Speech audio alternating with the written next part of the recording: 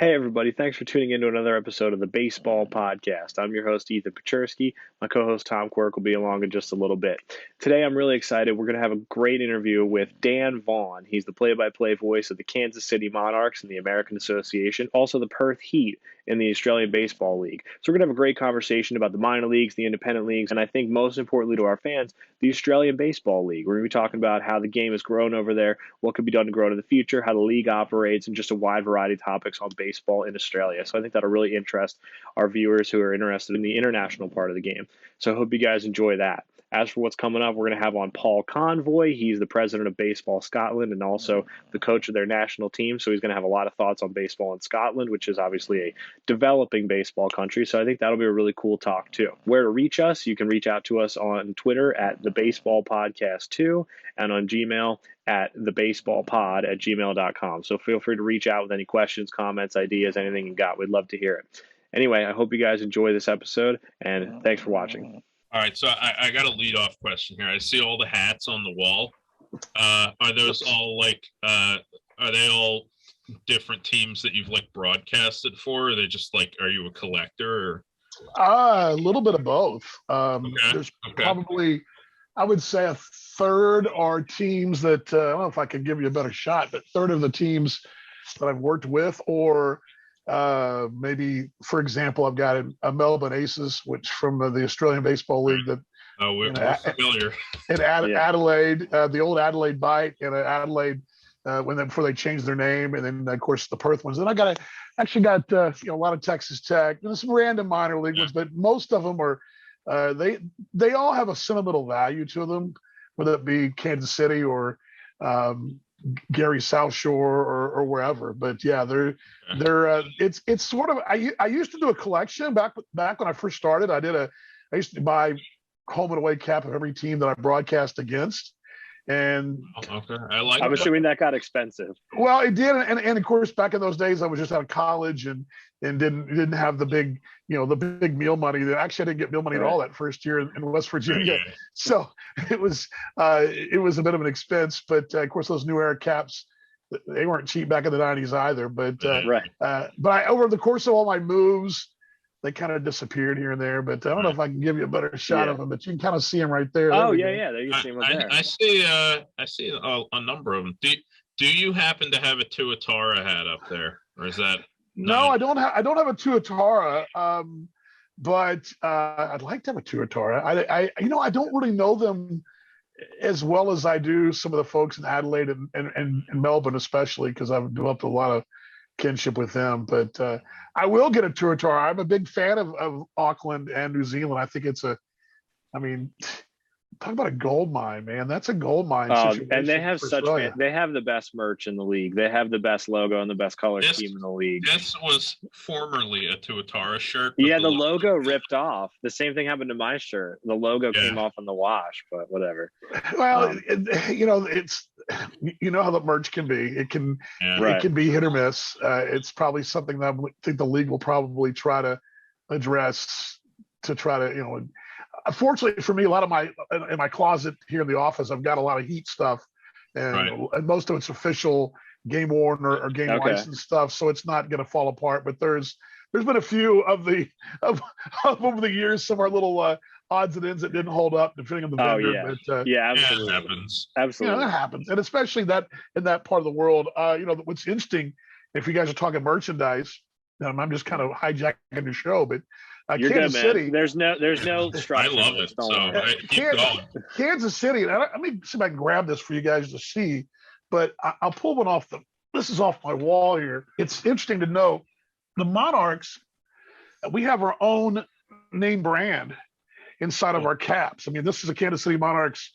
This is the road cap from last year. Okay. Very clean. It's very clean.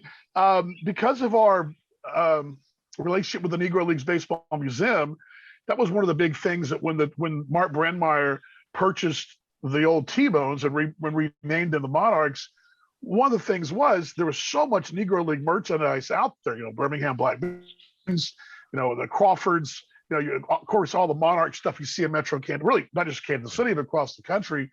Right. And they had to work out a partnership, but we have got our own, and you can't really make it out, but we've got our own sort of see it there. It's Our not own, New Era. Is the important. it's a Zephyr, but it's our own. It's got our own Monarchs. I mean, it's not farmed out to New Era or whatever, which Right, yeah. nothing against New Era, It's but not because we have a unique partnership with the museum, and I'm probably getting some legalese here, but if you look inside of our T-shirts, there's a Kansas City Monarchs. It's the whatever the brand of the T-shirt is. Plus, it's got Right. our trademark in there with all of our. I mean, every Right. team, but this is more than you go to your big league ballpark. You're going to have the Majestic, and it's going to be the Red Sox Majestic or whatever. Yeah. And inside of ours, we'll have that, but also have the Monarchs logo in the Negro Museum. Oh, that's so cool. That's awesome. It's kind of neat that not all of our merch, but most of it is. So it's kind of a neat thing. If you guys love merch, the Monarchs merch, and Yeah. what's so cool about it is that there's not any minor league team in the country that you see. I mean, I literally see Monarchs gear everywhere. It's crazy. Right. It's It's wild. kind of historic in a lot of ways. Yeah, very recognizable brand. Yeah. No So doubt. okay, so we're talking about the Monarchs and we're talking about the Heat, and obviously those are two teams that you're affiliated with. So why don't you just give like a quick, rundown of sort of your baseball career to this point? Well, I began right out of college in 1991.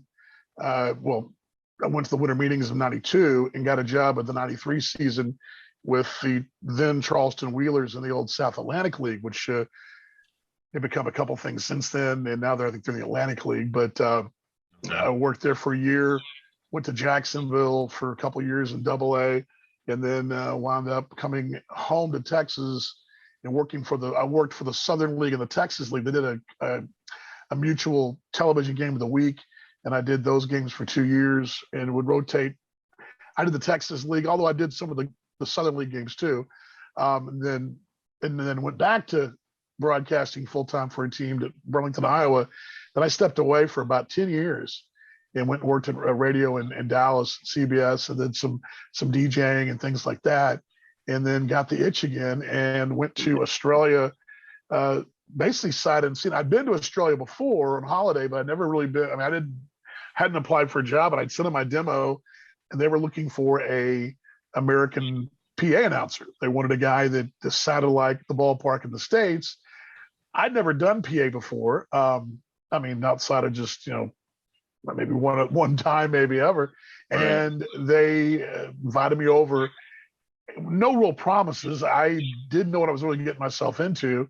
And in the course of that first season, I wound up, I did a good enough job, and I met Paul Morgan, who's my partner in Talking Baseball Australia, and he's also my broadcast partner over there in Perth. He lives in Western Australia. And Paul and I hit it off pretty quickly. He was the grounds announcer walking around with the mic, and I was the PA guy. We kind of turned into this American-Australian kind of duo, having some fun with it. And we have a very similar sense of humor, and it translates over the 10,000 miles. And by mid-season, the broadcaster kind of was – he didn't want to do all the games, and we were like, well, we'll do them. So we were doing the broadcast and the PA at the same time and just having fun with them. We also hosted the radio show. So I came back in 2012. I went to work in Gary South Shore in the American Association outside of Chicago on the South Side, was there for 5 years, and then went to Kansas City for the T-Bones in 2017.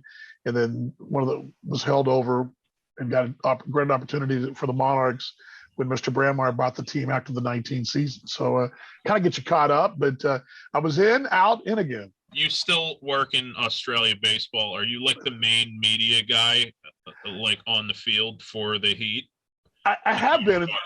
Yeah, I have been in the past. It's been weird over there because we've not played a full season without any kind of interruption. We've had we had no season last year, this last winter season. Right. The year prior, I think Perth played 2 home series. I think that's right. 3, they barnstormed basically for 3 weeks and then got in the playoff hub, and they were supposed to, right before they were supposed to play the second game of the playoffs, that was it. Melbourne was declared champions, and that was a shortened season. Started late.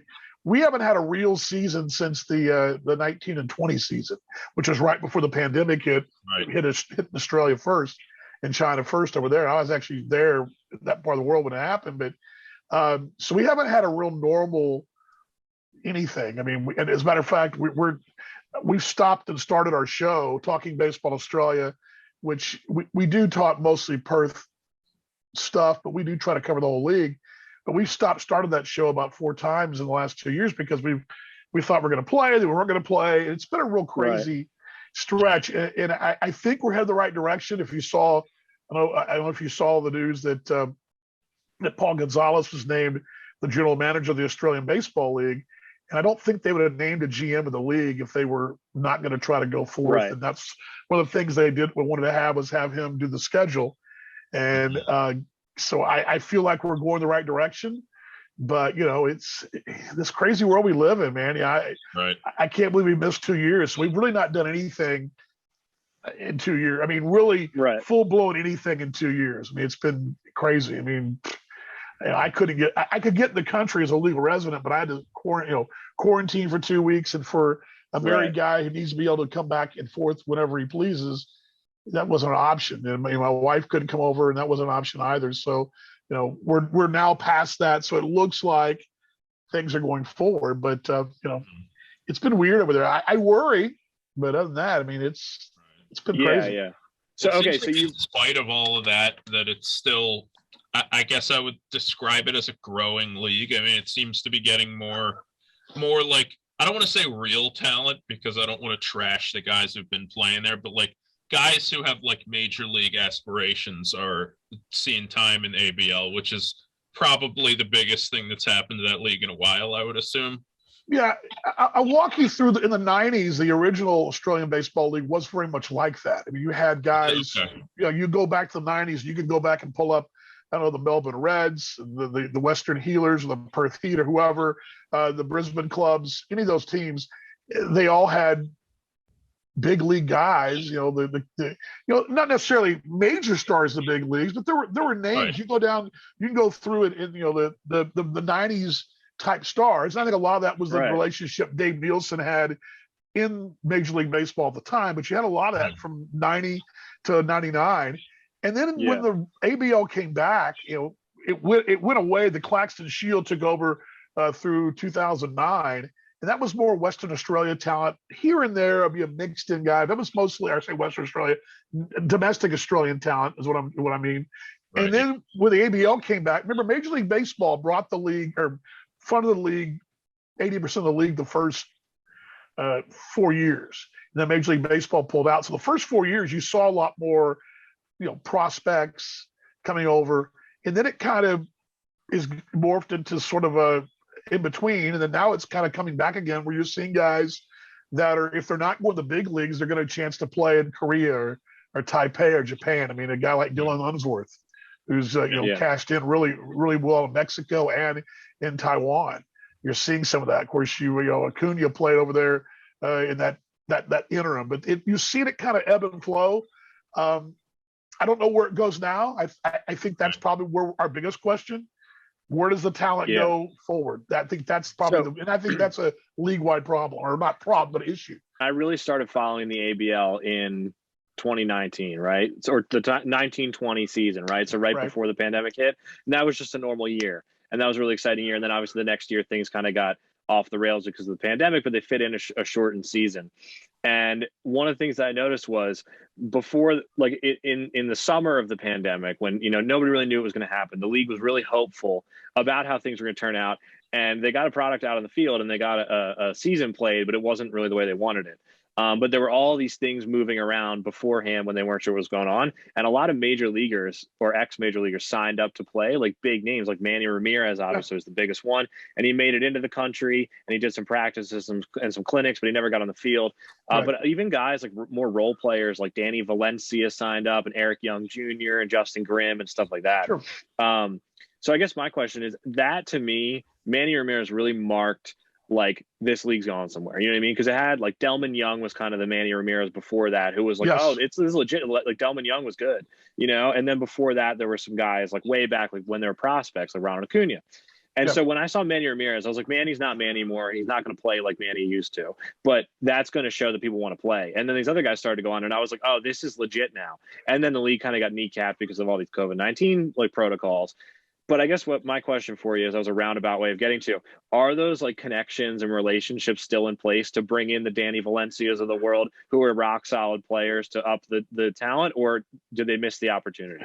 Yeah, that's a really good question, Ethan, and I mean that sincerely, because I think that because that's always a generic answer, but I think you're onto something, and I think that's the crossroads I was getting at a while ago, kind of mentioning a while ago. I think the Right. league's at a crossroads in general, because if you're watching what's going on around the Australian Baseball League domestically, for example, Robbie Glendenning going from Perth to Melbourne, you're seeing more free agency within the league.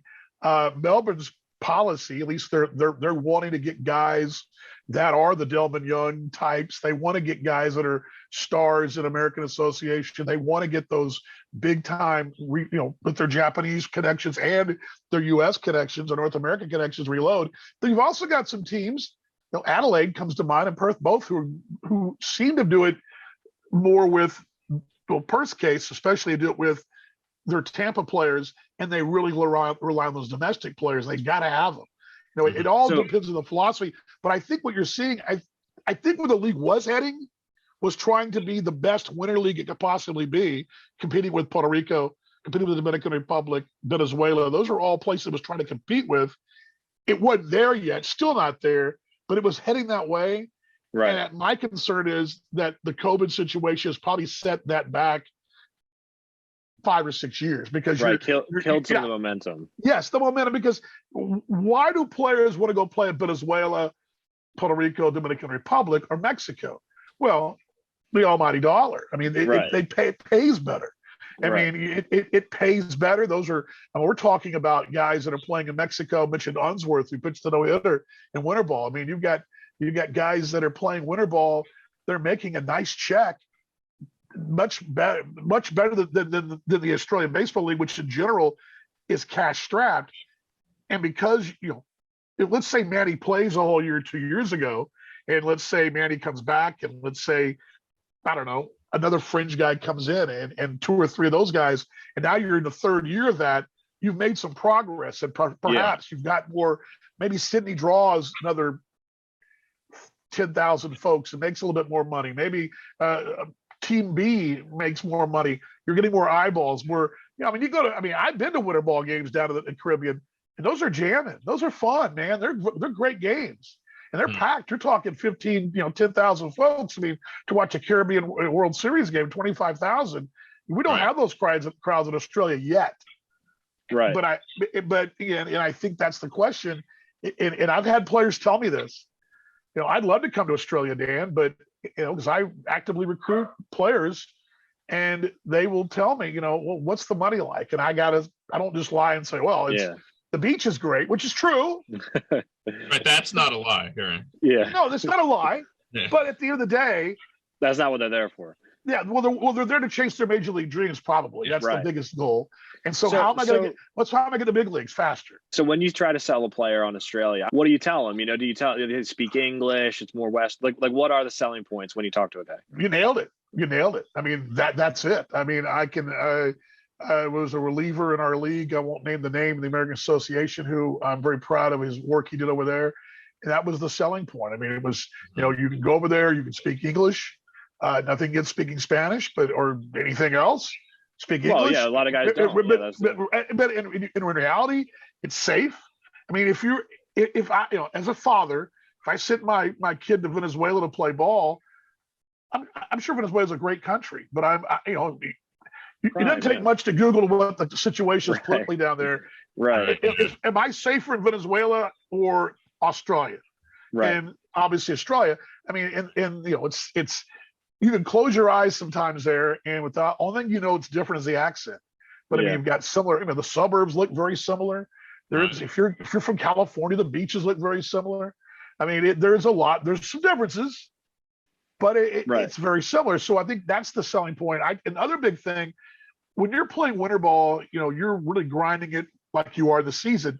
What makes Australia so cool is because the way the schedule's worked out. Thursday, Friday, Saturday, Friday, Saturday, Sunday, Thursday through Sunday, you're going to get Monday, Tuesday, Wednesday off. And in Perth's case, you usually travel Wednesday night in the red ice. You've got Monday, Tuesday, Wednesday, with Tuesday being a training day, Monday being off. And when I say training, it's light training. It's not like they're not out there playing. They're not running through 2-a-days.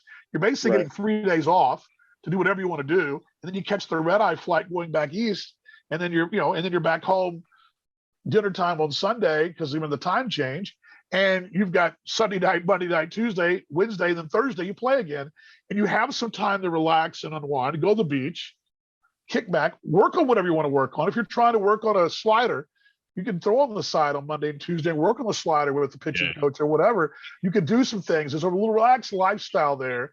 And, you're flying everywhere. I mean, in Perth's case, you fly everywhere. I mean, pretty much everybody flies. I mean, I guess Canberra drives to Sydney. But in general, you fly, and Sydney drives to Canberra, but you're flying everywhere. I mean, you're flying to every trip, which you got guys that ride the minor league buses. I mean, they're like going, wow, this is great. It feels like what I feel like when I'm doing it, it feels like what a big league ball player probably felt like in the late 80s, early 90s before charter flights, where they were flying commercial, but flying everywhere. It's kind of like that. Okay. So there's a lot of selling points there, but you're right on. That's right on. The schedule that you mentioned, something that stood out to me, and I bring this up every time we podcast now, but it's very relevant that I play baseball. Like I'm not a legend or anything. I play in a men's league, but I'm a catcher. And if I were catching like 3 or 4 days a week, those 3 days off sound real nice. Sure. Pitchers, I'm sure, have the same phenomenon, where they're like, listen, I know I'm not pitching 3 days this week. And I'm like, whew, that feels pretty good. Yeah. You're getting one start a week. I mean, if you're I use Unsworth, but I can go back. I remember Anthony Claggett, who pitched for the Heat back in the 2012 or 12-13 season, had a time with the Yankees. And I remember him saying, hey, this is every 5th day in the big leagues or every 5th day in the minor leagues. And you're pitching every 5th game or 4th game or whatever it is in the Australian Baseball League, but you're not doing it every 5th day. You're literally doing it once a week. Right. And and you're able to really dial into what you need to do. And one advantage is too, you can get a guy that's maybe a bullpen guy who can work Thursday night, maybe in relief, and to come back again and he can work longer, Saturday or a Sunday. There's some advantages there because you've got that back end. You're not worried about Monday's game or Tuesday's game. With the American Association, we had a situation last year. We went to Cleveland. We used our closer every game, and we used every game, 4-game series, and luckily we won every game. But come Monday for that, the next series, we're like, well, who's up? Because you sometimes have to do that. And you don't do that very often in the American Association, but in the ABL, you can do that. Mm-hmm. Yeah, the ABL, like if they basically have 3 days off by default, then that's not so bad.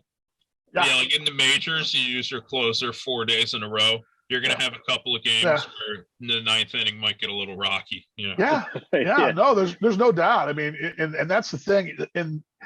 And you've got to, one of the big key to me in the ABL, those series, is everybody, it's very much like a college, give me a Big 12 SEC collegiate matchup. Instead of being 3 games, it's 4, but similar situation where you're each team's throwing their ace on Friday, usually, or first game. And then you've got, if you're doing the double header, it's kind of how, a toss up there. But you really need a guy. The key when the Perth Heat have been really good, and when teams have been really, really good in the ABL, it's that Sunday starter that can go out there and toss you 5 innings and keep you in a ball game against their 5th starter. I know that sounds because those Friday games or first games of the series are always pretty close. You got 2 aces who may go up there and maybe 3-1, 3-2. It's that Sunday ball game is where you really make your money. If you can win that Sunday ball game and win a series, that's huge because you get a guy. That's why that 4th starter is probably is your second most valuable pitcher, because you got to have your ace. You got to have somebody to finish the series and not just go out there and roll anybody out there. Okay. So I guess it sounds like I mean, this is probably the case in any baseball league, but it sounds like it definitely emphasizes depth in the rotation. We're having that fourth guy who is better than everybody else's fourth guy. I assume it's a good morale thing to end every series with a win. Yeah, Daniel Schmidt, the big lefty for Perth. I think he was number one in wins. I think he's number two in the wins in the ABL history, the reborn ABL. He made a killing on that last day of the season. Of course, he was an ace early on. He was one or two guy first couple of years, but in the latter years of his career, he feasted on Sunday because he was a solid option out there that no one else had. This is a guy that had been an ace and go out there and get you 5 and 6 and keep you in a ball game against maybe a young guy or a bullpen day or whatever. And all depends how your series goes. And that's why you're right. That depth is huge. And how you manage your bullpen is huge. I mean, that's such a big part of it. That's how it is in the big leagues too. I mean, we become so specialized that you've got specialization now everywhere. It's even greater so there in the ABL. Right. So I guess that raises a question in my mind about management, because a lot of big league managers played in the big. So there's a couple of guys who I might be making this up, but I feel like there's your corporate guys and like the math guys. Is there any potential in the ABL for like, listen, this league teaches you like bullpen management. It teaches you, manage your arms. Like, is there any potential for like managers to come out of the league? I'd use Dave Nielsen, who's a manager in Brisbane. He's going to be coaching over the American Association. For Jim Bennett, who's a coach. Jim Bennett's his bench coach, and Jim's going to be the manager in Lake Country there, the American Association, the new team, and Dave's going to be his hitting coach, and they kind of basically flip roles in Australia. Okay, yeah. But you've got some of that. Michael Collins, who managed Canberra for a number of years, he was working with the catchers there with the Astros as bullpen catcher as well. There's been a couple others here and there that have gone. And I think players want, especially Australian players, they want to see an Australian coach in the minor leagues. And I think you're seeing, Alan D. San Miguel, who's going to be on AA staff with the Royals this year. Of course, so you're seeing more of that. It's just about opportunities. I think it trickles down to the players too. I mean, It's all about opportunities. And Australia, the domestic players, coaches, need opportunities, and they need opportunities that can give them a chance to work in baseball and not have to take 2 or 3 jobs to do it. Where American players and American coaches can, our manager with Kansas City, Joe Cathpietra, has some off-season clinics, but he's able to be a full-time baseball guy. Yeah. Where some of these guys, Andy Kyle, teaches and coaches locally there in Perth, and then he also works for the Heat. And he has to, it's like that. I'm not putting what he does, but the opportunity to come to the States and manage at a high level, that's the thing I think we're all looking for, to see players and coaches get there. But you're seeing it. I mean, Dave Nielsen is a guy that's done it, and coaching. But I think the philosophies, each club's different. That's what makes the ABL so fun, is that the philosophy of Perth is different than Melbourne and different than Brisbane. And I mean, they're all just like the big leagues. I mean, the Rays do things different than the Yankees. We know that. It almost feels like it invokes a little bit like pre-analytics baseball in a way. Like, I assume that ABL clubs don't have the money to like bring in big analytics departments. Yeah. In a way, it almost sounds like with that, like you get back to more like you have guys who just have ideas about baseball, and the only way that they can test them is on the field. And that's how baseball was for most of its history. So it's almost like until like 25 years ago. Yeah. Well, the Rays sent players to Perth, and I've sat there in Port Charlotte and chatted with them a couple of years ago. They're big analytics guys. Most of those guys, a lot of those guys are Harvard, Yale type guys with different backgrounds in sports, which is fine. Nothing against that. I'm an eye test guy myself. We have guys in our league that brought in the American Association who are analytics guys. Steve Schuster is a Winnipeg phenomenal broadcaster. He is big analytics. I don't use a lot in my broadcast because I'm more of a storyteller myself. I do the eye test. And we had a kid named Adam Brett Walker in Milwaukee this last year that I know the guy can play ball. I know he can play ball. And he was not going to never stuck with an affiliated ball club, and now he's sticking in Tokyo with the Giants. I mean, he's playing in the Nippon. I mean, and my eye test told me a long time this kid can play. So you got different philosophies. And I'm not saying there's one way to do it or another, but I think you're right. For example, in Perth, I mean, I do the scouting reports, if you want to call them that, for the Heat. I pull the stat packs for Andy, Andy Kyle, and I pull them, and that's what they get. They're not getting, we're getting lefties, righties, things like that. We're not breaking down, first pitch, strike, things like that. Right. Because we don't have that in our budget at this moment. Now, I think at some point, I'm sure some teams do more than others, but there's only so much you can do with what you have. We do use Major League Baseball stat service, but there's only so much they do. A lot of that analytic stuff goes above into their own stat department. So yeah, you guys don't have stat cast, so there's some things you're never going to be able to. No, you just got a radar gun, right? Yeah. I mean, it's 2 for 3. I mean, the guy, But again, some of that, some people love that, and I'm not trying to say it's bad. It's just not my style. But scouts, you got to have measurable tools. But I can just tell you, I use Adam Brent Walker again. I use this kid again. I know this guy. He played for the T-Bones in 17 and or 18. It lasted with about a week with us. Got signed off our roster and got released and got back in the league again. I'm like, this guy is a monster. He can play. And sure enough, he's playing in Japan. I mean, doing well. So I mean, the eye test tells me sometimes, and maybe I'm the old guy, but I've sat right there in the offices in Tampa, and they talk, and it makes sense. I would also think that for I don't want to say fledgling, but for a baseball nation that isn't super far along, they got other sports that they're more concerned about. For the casual fans over there, you don't want to be super analytically inclined. Like here in the United States, where everybody's been along every step of the way. Like it's hard to get somebody into baseball that doesn't know anything about it now, because you're starting to go like, okay, so there's something called like line drive rate and exit velocity, and it's like, it's hard. I would assume in baseball, where nobody cares about baseball, it's a lot easier to go, here's how the game's played, watch. Right. You know what I mean? As opposed to being like, okay, so his launch angle is this, Mm-hmm.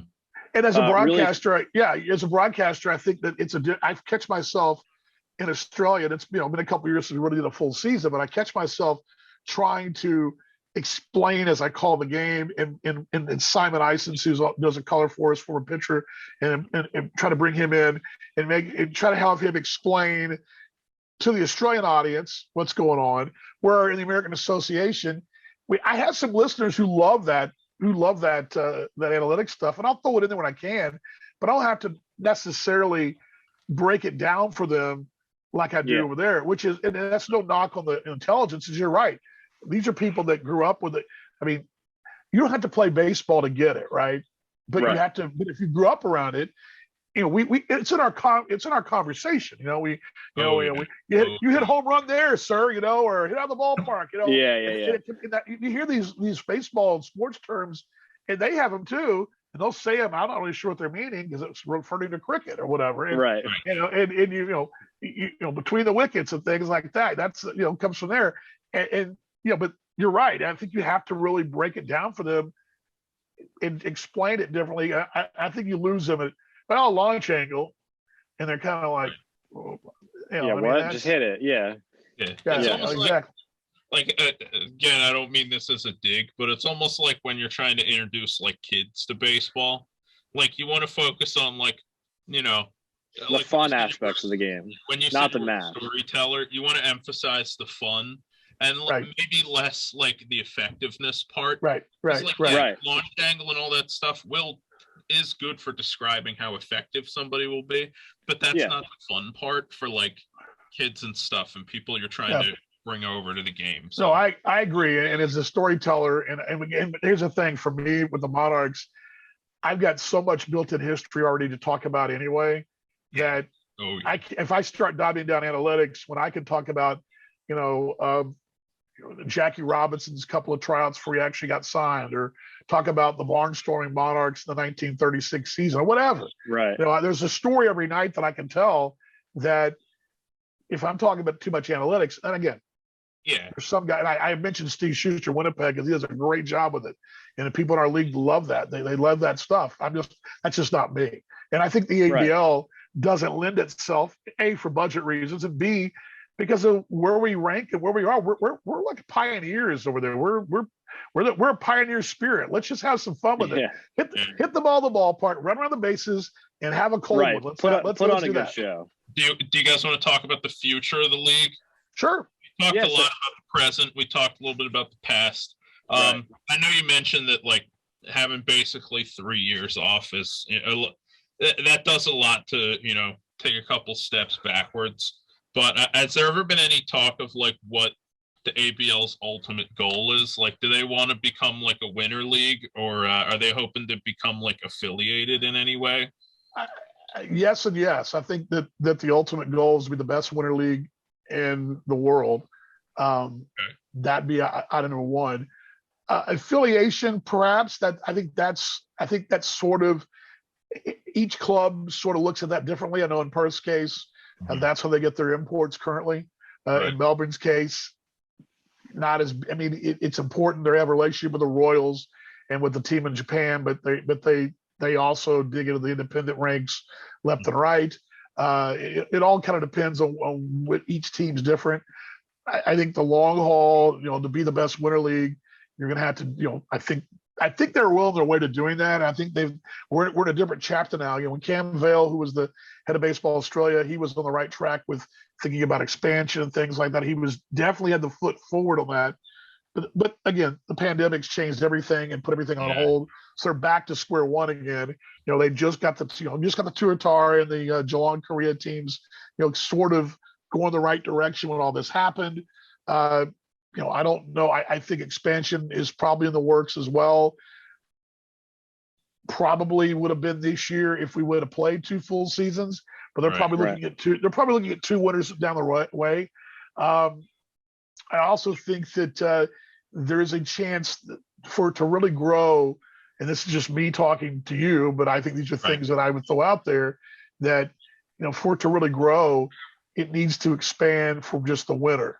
And that may be in cooperation with the independent state leagues, also perhaps playing in Korea or in leagues in Korea and Taiwan, or playing in America, having a team that plays in the American Association or wherever, Frontier League, having a team of predominantly Australian players, or maybe it is the Perth Heat or Adelaide Giants, whoever, under a different name playing in the American Association down the road, where it's about opportunities. And I think the two things are to be the best winter league, to attract the best talent, and also to grow the game domestically. Those are the two things, and they're not the same, but they're parallel paths. Yeah, they're kind of hand in hand with each other. Yeah, I mean, baseball Australia at any given year will be a top 10 side in the world rankings. And that's if you have the world rankings work because they also, it's not just your number one club, your national team, it's also your under 18s, 16s, and all that, your women's, all those, you get points. But Australia is going to be a top 8-10 team every year. But to close the gap from there to top 4, what's it going to take? Right. They need opportunity. It's like anything else. Whatever we do for a living, or if you don't do it but once a year, it's kind of but if you're playing, if you're only playing, November, December, January, and by February you're back to state league and you're working your job full time. Yeah, it's hard to really develop the national team. I mean, Tim Kennelly's a phenomenal player. I love that guy. He's a great mate of mine. I respect him and the Kennelly family. But Tim is a fireman right now. He can't play year round. There's no year round opportunity for him right now. Now he's older. There's no money in it. There's no money in it, right? He's older. Matt Kennelly, who probably would be managing in the States, took a job as a policeman up in the northern part of Australia. I'm actually in Baroom. Join the police force because you need. We have to make money to. I don't broadcast for free. It's not great money, but still, you got to make a living. It's a living. And it's a labor of love, and that's the problem. To close the gap against Japan, Cuba, United States, whose guys play year round. Yeah. And huge domestic scenes themselves too. Huge domestic scenes. Dominican Republic. Mexico, Puerto Rico, Venezuela. Japan, to close these gaps, how are you going to close that gap? Well, playing just 3 months a year, it's about opportunities. And that's why you're seeing a lot of Australian kids go the college route and shy away from taking a $200,000 signing bonus and spending 2 years getting hurt or whatever and get released, where they can go to college route and spend 3, 4 years, 5 years, and then get drafted out of college and perhaps be a Robbie Glendenning type, or Robbie is right now, a AA with the Royals, and a guy's getting another chance. I mean, you see things like that, but if you get guys, that they got to have opportunity. So the ABL is going to be about two things: being the best winter league, attracting the best talent, import wise. But on top of that, the ultimate goal for Baseball Australia and the Australian Baseball League is to produce the best domestic talent to help Australia compete at the national stage and be a world championship side and close that gap. I mean, the Tokyo series right before the pandemic, when they played Japan, the biggest difference the year before was there were close ball games, but the biggest difference was the depth. I mean, Japan's able to roll out guys that are Japanese big leaguers every time. And that's something against that gets the guys who are running out there, but the Australia just didn't have the depth because guys don't have the opportunity. And so you're getting a guy, I'll use Tom Bailey, who at the time was healthy, he got hurt, and he's healthy again, just had a great state league season with Wanneroo in Western Australia.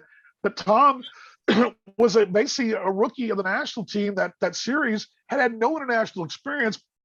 And Japan's is rolling guys out there who have pitched at a high level internationally and domestically, and it's totally different. That's a hard thing to swallow, and they've got to close that gap. And how you close that gap is expanding the league, more games, more opportunities in the States and other places, and that's what the league's got to really focus on. And I think they're on the right track with Glenn Williams and Paul Gonzalez, two former players of the national team, now heading things up. So let me ask you a question about that.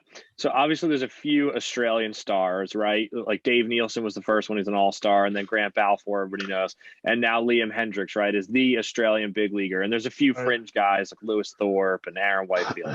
But Liam Hendricks is the guy, right? So do you think that it has sort of a snowball effect where the more guys you put, and I guess with imports too, where the more guys that you put into the big leagues, the more it gets noticed and the more people care about the ABL? Or is it just sort of you got to keep growing things at a grassroots level and getting little kids into it, and then years down the line you'll see the payoff? Or is it somewhere in between? I think it's both. Okay, I think it's both. I mean, you got to have both. I mean, you got to for Liam to get there. I use a Warwick Saupold, who pitched in the big leagues and in Korea and made a did a heck of a career. These are guys that played their whole year. They played other sports too. What makes the Australian athletes so impressive is most of these guys played footy, played cricket, played baseball, played other things. They're multiple talented athletes. And, much like a kid, say, for example, in Texas or California, who plays football and baseball. Trying to think of a Matt Stafford played baseball and football at Highland Park in Dallas. Right. He and Clayton Kershaw were teammates. They played both sports. Yeah, Jeff Samardzija. Yeah, exactly. Top college receiver, tight end at Notre Dame. You're seeing. I guess the thing is that you're seeing both. But the crazy thing about it is, guys, is that I use Liam Hendricks, for example. Graham Lloyd's another great example. He's just a tall guy. You think that guy he must be a former footy player because he's tall. Mm-hmm. Tall former Yankee, but Liam Hendricks can pretty much walk. He can walk into a pub in Adelaide, and there's a pretty good chance in a regular pub, no one's going to know who he is. He's known more now. They may say he looks familiar. This guy's been in the big leagues 8 years, 7 years, making a lot of money. I mean, this guy was a starter every fifth day with the Twins. I mean, pitching the playoffs with the Blue Jays, and this is a guy that could probably walk into a pub in parts of Australia, and he'd just be another dude. And that's the thing. I think that's. So I think you're. I mean, that's why I say both. You need more Liam Hendricks. You need more guys like that. You need more. We need another. We're desperate for another star, not just a cup of coffee guy, but a guy to go be a Dave Nielsen type, or be a Graham Lloyd type, or be a Wazza type, or be a Liam Hendricks type. But you also got to keep that grassroots going, T-ball all the way up. Right. I think Australia does a better job grassroots on up than America does in general, because America, soccer's become such a grassroots for the young kids. We're over there, T-ball's a big player. I mean, I mentioned Paul Morgan, his kids are both playing T-ball. That's a Right. big deal over there. I mean, playing t-ball and the youth sport, but for some reason it fades out at older age because we're in the States, you've got colleges and high schools. Yeah. Over there, we don't play at that level. So that's a long answer to say both paths, but you need Yeah. both. I mean, So, it's one the 11th most popular sport probably in Australia, so it's got some work to do. Right. Yeah. So one thing, I was having a conversation about Australian baseball, actually, because I wrote an article about Curtis Mead, who I think is the next Dave Neal. I think is the next Australian star. But anyway, I was having a conversation about Curtis Mead, and I was talking about how Liam Hendricks is the guy right now, but there's been Alexander Wells, right? There's been Aaron Whitefield, these guys who've had cups of coffee in the major leagues. And honestly, right, Alexander Wells and Lewis Thorpe, and they haven't played too well so far. They're young. Who knows what's going to happen? But what I was saying was, a kid from Oklahoma, it doesn't matter. There's kids from Oklahoma debuting every day. And even the Dominican Republic and stuff, Venezuela, right? But with Australia, there's been like less than 40 Australians in the major leagues. Just having a guy like Brad Harmon, who played on my beloved 2008 Phillies for like a fortnight, I feel like, I don't know, I'm asking. I feel like that should be a big deal to the Australian national team, to Baseball Australia. Getting a guy in the big leagues, I feel like is a big deal. I mean, you're on the inside. Does that matter to them, or do you have to be a Liam Hendricks? It matters, but I think we're trying to tell a story, and a lot of it gets lost in the shuffle of cricket, rugby. I mean, with the ABL, when Major League, for example, let's just say, let's say Lewis Thorpe. Well, he's already been in the big leagues. Let's just say it's his debut, and it was his debut was going when he debuted. Footy was going on, and Australian rules football is huge. I mean, they're playing footy when we're playing baseball, and those people aren't. If you think we're nuts for the NFL, they're nuts for footy, and they are. I mean, it's already going on, and they're into it, and it gets lost in the shuffle. And I mean, that's just what happens. It's just part of it, and that's just going to be a continued. And the more guys that make it, the more. I mean, if we had 10 Liam Hendricks, that'd be a different story. Having one, we need more. We need more Liam Hendricks. But even if we get 20 guys or a cup of coffee guys, that's better than having 2 cup of coffee guys and 1 Liam Hendricks. Right. It's the same. It's just, you got to have more exposure. And you're right. Your analogy is what I use all the time. I live in Dallas Fort Worth. There's 8 million people here. There's a big leaguer debuting probably every 2 weeks from my metropolitan area. There's probably a Texan debuting every week. Right. There's so much talent here. Right. Yeah. I mean, there's probably a Big 12 player debuting twice a month, during the season. I mean, crazy more than, it happens all the time. Look out that window. Right. But it's got to be, but we have to continue to do a good job. And this is the real work. The real work is to get the grassroots folks to help. And we need grassroots. We got to get the grassroots message to the mainstream sports culture in Australia to say, look, Liam Hendricks is a star, and Curtis Mead's about to be a star. I mean, he's playing in front of, you think the footy crowd at the, at the MCG's rocking. Wait, what about Yankee Stadium on an October night when it's game 5 or 6? Yeah. I mean, that's pretty rocking too. And a lot more eyeballs watching worldwide. So, I mean, we got to get that story. And that's the challenge. And that's why I go back, Ethan, to you guys, is that losing this last 2 seasons, that's a killer for us. Yeah. I mean, it's a killer because whatever momentum you mentioned earlier, Tom, about, when you get Manny, you don't have that. You don't have any momentum. So that's the killer. This is a question that I wanted to ask, and it actually goes right into what you're saying. One thing that I noticed with New Zealand, right? And New Zealand has yet to have a big leaguer. So they don't even have guys on their national team that were in the big leagues. But one thing that I noticed when I would look through these rosters is their coaching staff is full of ex-big leaguers. Like Steve Mintz is the manager of the Tuatara, and then have like Josh Colmenser, who's pretty good in the big leagues, and like Josh Bard, and I think Jim Cott at one point, like a Hall of Famer, was like working in New Zealand. Like they have, and I don't know what it is. I don't know. I'm sure people in baseball in New Zealand have connections. I don't know what it is. But my thing is, when you look at these Australian rosters, it's all Australian coaches most of the time. There's like Pat Kelly has an Australian wife, and Kevin Jordan has an Australian wife, I think. But for the most part, it's like these Australian guys, which is great. I'm glad they're coaches. But one thing I want to know is, it seems like baseball in New Zealand has these connections, these really high level major league guys. Does Baseball Australia or the ABL have these kinds of connections still, like Manny, to get these like star power kind of guys to even if they're not going to play, come lend name value? I would say so. I would say across. I mean, as a blanket answer, yes. Okay. I think the folks in Brisbane, especially, I would say, Dave Nielsen and Mark Reedy, their ownership for sure. I know the guys in Melbourne. I mean, you got Molo and you mentioned Justin Huber, another guy that's former Royal, short time there. They've got some, and they've also guys like Nick Wern. These are guys that are dialed into the U.S. sports scene or baseball scene. And then the Aces do a yearly tour. They didn't do it last year, but they were doing a yearly summer tour in the States where these front office members would go across and see minor league games and talk to and came and saw me, as a matter of fact, spent a day with me. Done it twice, where they've come over and just chatted about how the business of baseball. So yeah, there's connections there.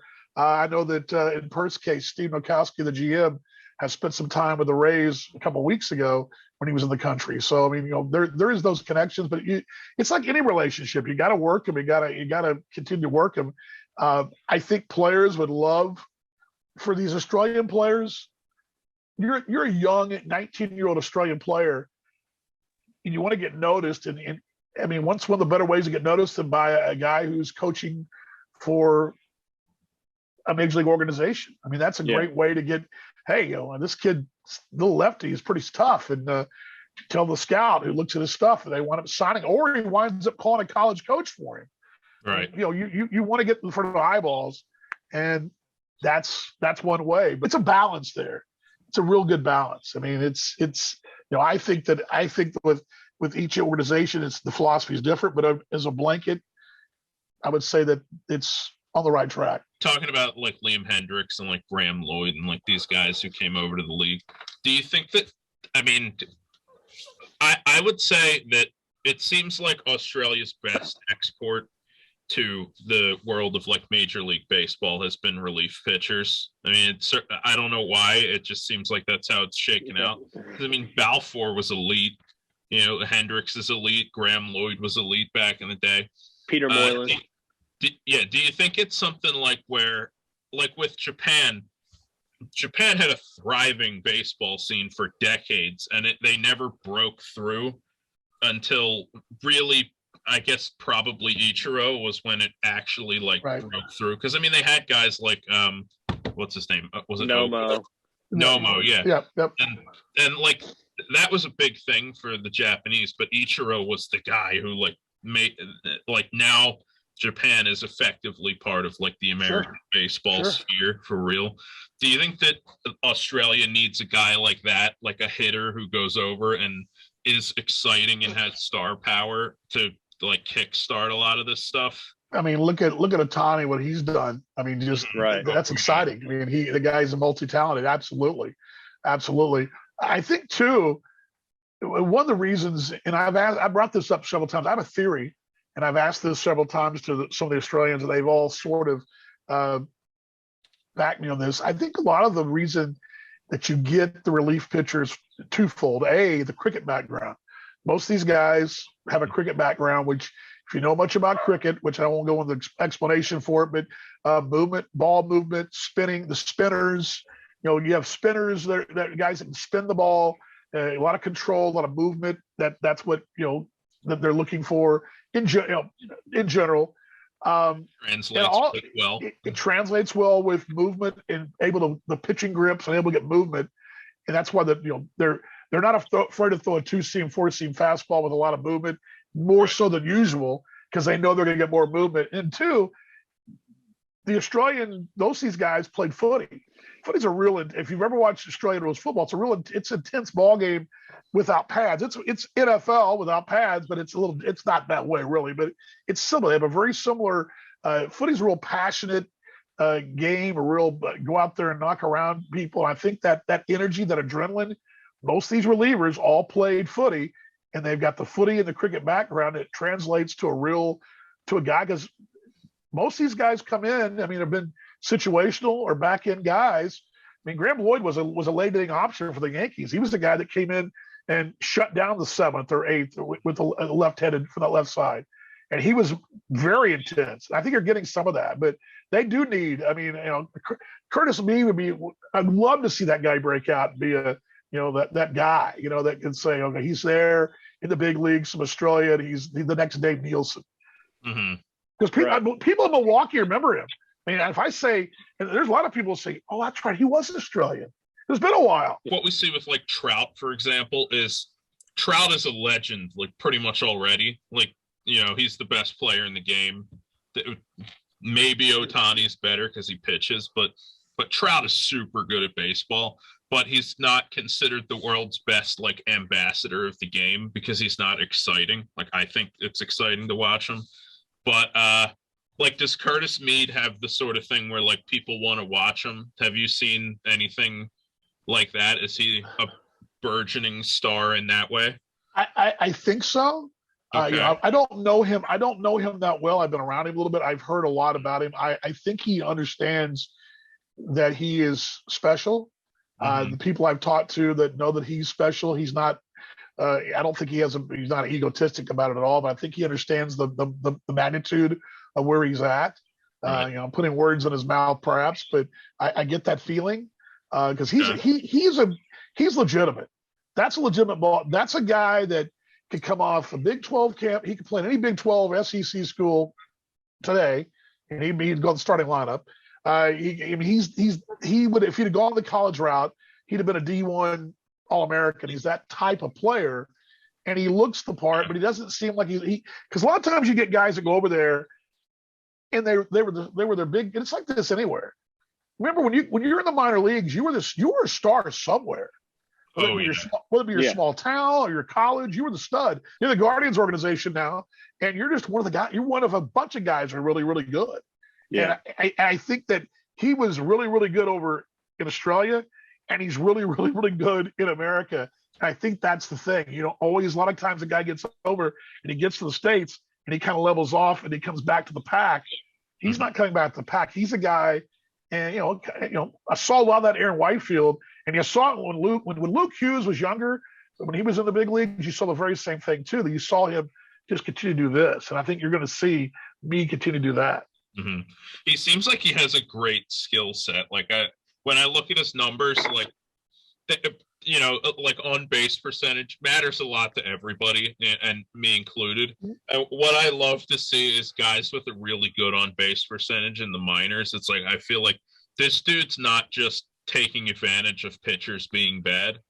Like, he's got secondary skills. He hits for power, and these are things that it's like this guy probably isn't going to be like a Whit Merrifield type where he's just kind of like, oh, that guy's good. Like, I love the idea of him coming out and actually like putting Australia on the map.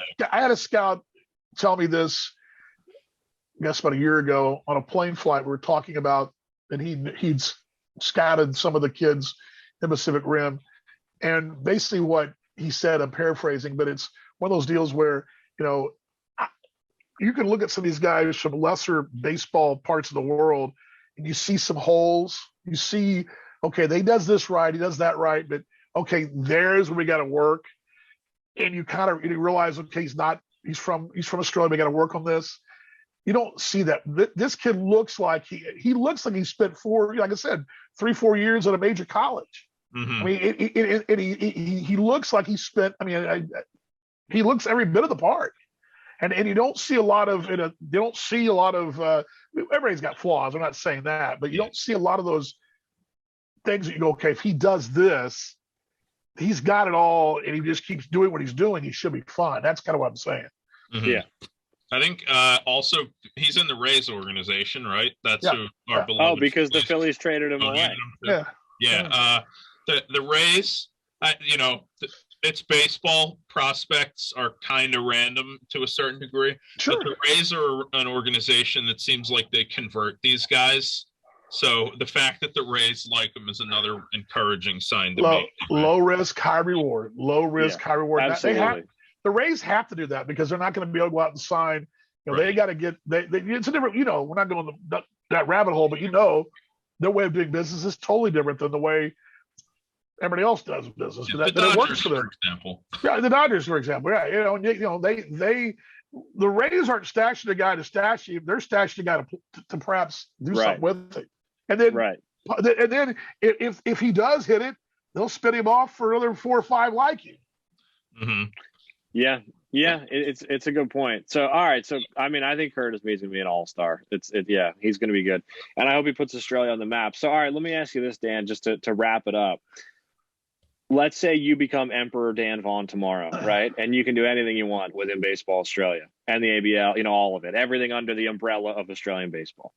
What do you do to, I don't want to say fix, what do you do to grow, promote the game? What are your steps? I put a team in America of Australian players in the American Association, Frontier League somewhere, maybe 80% American players. I mean, because you're not going to, you'll probably, the league will not, most of these leagues aren't going to care where the players are from, but you're going to want a few, locals. But I mean, I think Australian baseball doesn't matter really where they play. They're going to speak English. So it's not a big deal. I think it's a great drawing point, but I'd give them more opportunities. I'd also expect, I mean, the first thing is I'd find a way to put a team of Australian players in a competitive league in the summer in the States where they play 100 plus games, and they are in that league. And number two, I would like to see the league expand. I would see, add a team in the Red Center or up north, or a second team or team in Surfers Paradise, the second team out west. Expand the league. Add another team in New Zealand. I want to see the league grow. I want to see the league play more games. And third, I would like to really see the cooperation between the state league teams and the ABL teams. We're using it more as those state league teams feed the ABL, which they sort of do now, but there's still some places where the state league guys rather play there in the ABL because they just rather do that. I like to see where you want to make that step up. You want to be the ABL, and then I would have fun. I mean, I'd make the advantage you have in the ABL is you only play 4 days a week. Every game should be an event. You've got 4 nights to make it an event. Everything should be an event for the fans. And I mean, I'm talking, there's no, in the American Association or independent or minor league baseball anywhere, you got Tuesday nights and they suck. No owner wants no GM in baseball wants to play on Tuesday night. They don't want to play on Monday night. Right, yeah. Wednesday, okay. But Thursday, Friday, Saturday, Sunday, when you get your schedule in Kansas City, you look at your weekends. Okay, I got 8 weekends. Awesome. You start planning your promotion schedule. The ABL has that opportunity, and I'd put all my eggs in those promotional baskets. So those are the 4 things I would do. Promotions and like merch and things like that. Like, not to harp on the merch thing, but the minors in America, like AAA, AA, like your minor league teams that matter, that still don't get like great engagement. They seem like they've turned to, like, for example, I have my Montgomery Biscuits hat here. Absolutely. Like this silliness and like stuff that people think is funny to like get attention. Like it, I mean, I don't know that Australia has to do this necessarily, but it's a niche question. But do you think that's something that might have a little bit of potential in terms Absolutely. I mean, caps are gold. Caps are gold. I mean, caps are gold commodity in our sport, and for sales and marketing, and you need, I will just give you an example. You need probably 4 different types of caps, price points in your ballpark. The new era, the fancy new era cap. You probably need adjustable. You probably need something for kids, and maybe something for something off color for whatever. Cheaper, or even our cheaper cotton. You need options. You just can't everybody's want the same cap, but caps are gold. You need things for the kids. That's another thing. How many kids merchandise do you really see at these games over there? And I can tell you, I've been to a lot of these games in the Australian Baseball League. You don't see kids merch. Kiddo wants to. A kid wears a Perth Heat or Adelaide Giant shirt to school, or to see his mates or whatever. They're going to want one. They think it's cool. I mean, these are things you got to do. Free advertising, yeah. Absolutely. I mean, you go to Kansas City, you're in Kansas City. Royals, Chiefs, Monarchs. You see all that stuff. Yeah. Only thing you see in Australia, you see is the AFL jumpers. Like you're seeing a lot of NBA and NFL. You got to Right. get those. You got to get Yeah. these kids. You got to get these kids in the baseball kits and get them wearing. That's the thing. You got to get them. Got to get that merch out there and have some fun with it. I'm one to I'm more traditionalist, but still, I think tradition sells. Like I said, the Monarch stuff Yeah. is tradition. It sells. So you Well, got to get that baseball's merch. got to build the traditions in Sure. Australia, so there's room to experiment and find where that tradition. I'll give is. you a good example on my wall here, and you can't see it, but I got a Perth Scorchers from the Big Bash League. Mhm. Now, who do you think makes their caps? New Era. New Era. And you go to a Big Bash cricket match, you close your eyes between the action. It sounds and feels like a minor league game. There's Right. stuff going on. There's activities, dance offs between innings and all that. And the players are wearing colorful jerseys and colorful logos. Where do you think they got that? Because the Big Bash people came over to the States and watched the U.S. minor leagues and like, well, that's what we want to be. Right. They took cricket from a boring all white jumper and cap, which are nice, the sweater, to a real long, drawn out game to this one night deal like the minor leagues, and people love it. The Big Bash is huge over there, and that's exactly what what Australian baseball should be doing.